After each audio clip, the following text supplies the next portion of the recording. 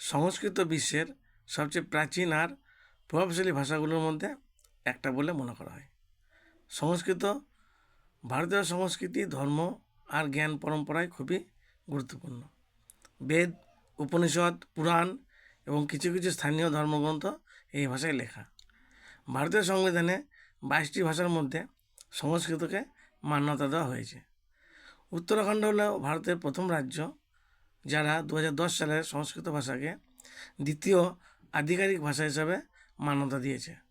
এরপর হিমাচল প্রদেশ 2019 সালে ঠিক একই কাজ করেছে। অধুনা প্রশাসনিক কার্যক্ষেত্রে সংস্কৃত ভাষার ব্যবহার সীমিত, কিন্তু শিক্ষণের দৃষ্টিকোণ থেকে এটা খুবই মহত্বপূর্ণ। আজকের দিনে সংস্কৃত শুধুমাত্র একটা প্রাচীন ভাষা নয়, বরং জ্ঞান এবং পরম্পরার রক্ষক হিসেবেও দেখা হয়। একে পুরো দেশের বিদ্যালয়গুলিতে পড়ানো হয় এবং সিবিএসসির মতো বড় বড় বিদ্যালয়গুলোতেও তৃতীয় ভাষা হিসেবে পড়ানো হয়।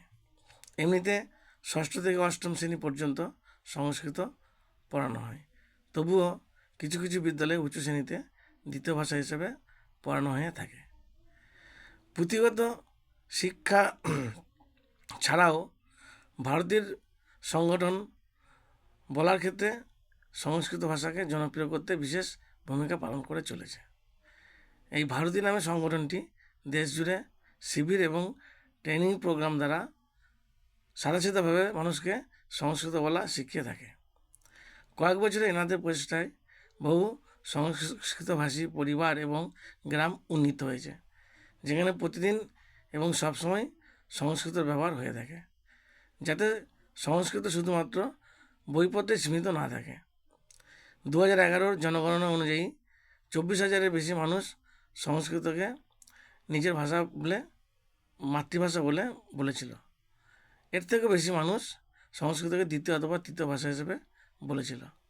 এর থেকে এটা বোঝা যায় যে সংস্কৃত শেখার ইচ্ছা তো আছে, কিন্তু রোজ নামছে এর ব্যবহার এখনও সীমিত।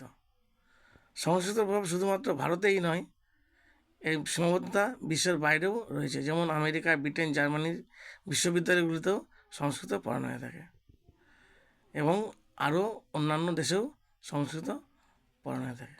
ধন্যবাদ।